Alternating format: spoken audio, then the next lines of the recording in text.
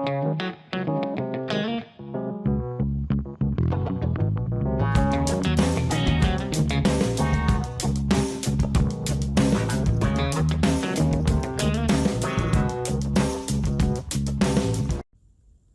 guys, welcome back to TV Spoilers.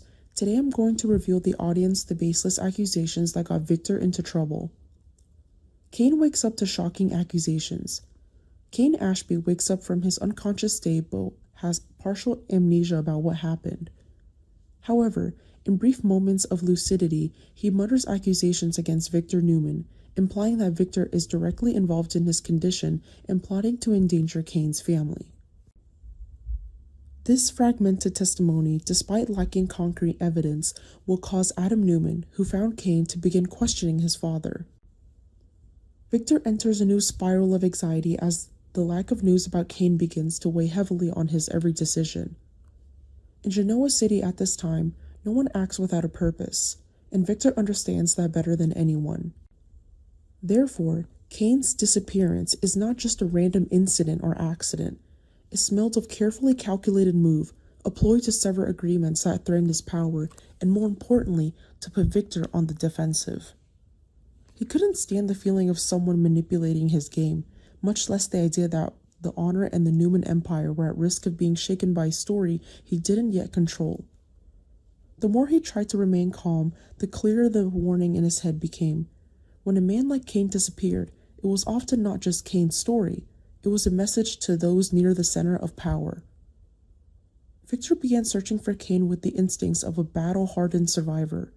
He didn't rely on trust. He relied on clues, on the smallest pieces of information that could piece together to form a complete picture. And then, the first clash between intuition and reality came faster than he expected. Kane was found unconscious, motionless on a bed where Phyllis had left him. The sight wasn't just shocking. It opened up a most inevitable line of suspicion. Victor looked at Kane as if he were living proof, but also as if he were looking at a trap. Why was Kane there? Why was Phyllis involved? The way everything coincidentally fell into place so that Victor's eyes saw exactly what they needed to see made him realize that someone was trying to lead him to a single conclusion. Phyllis was involved. And if Victor took the bait too quickly, he could be the first to steer the story towards someone else's script. While Victor grappled with his pent-up suspicion and rage, another element was drawn into the storm in a way that made things even more dangerous. Adam. Adam was the one who found Kane, and that placed him in a position of both witness and questioner. Adam had lived his whole life in Victor's shadow, always forced to believe that his father was always right, always had a reason, always knew what was best for the family. But Genoa City never allowed a belief to stand firm forever.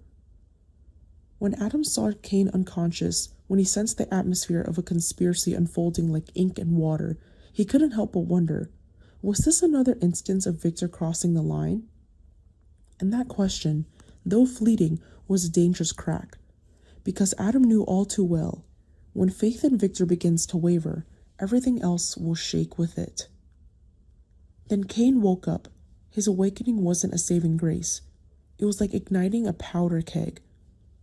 Kane recovered in a fragmented state, carrying a torn piece of memory, unsettling gaps, and shattered images.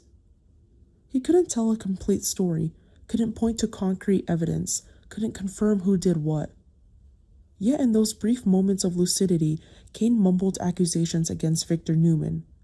Not a clear-cut indictment, but rather needles piercing the most sensitive spots. Implying Victor was directly involved in his condition, implying Victor was endangering Kane's family, implying a conspiracy centered on Victor. It was this fragmented testimony that was terrifying, because it wasn't clear enough to be completely refuted, but venomous enough to sow suspicion in those closest to Victor. Victor may never have imagined his own entanglement with the law, and the dramatic plot unfolds with many exciting surprises for the audience. Victor faces a difficult choice. If he attacks Phyllis too soon, he might fall into the trap of Victor is hiding something, a trap set by Mastermind. If he ignores it and continues pursuing the case in the direction of Billy and Phyllis, he risks letting Kane's accusation become truth in the eyes of others. Kane, though still unable to remember everything, inadvertently becomes a double-edged sword. His life is an opportunity to expose the conspiracy, but also a mouthpiece for accusations that could burn Victor from within.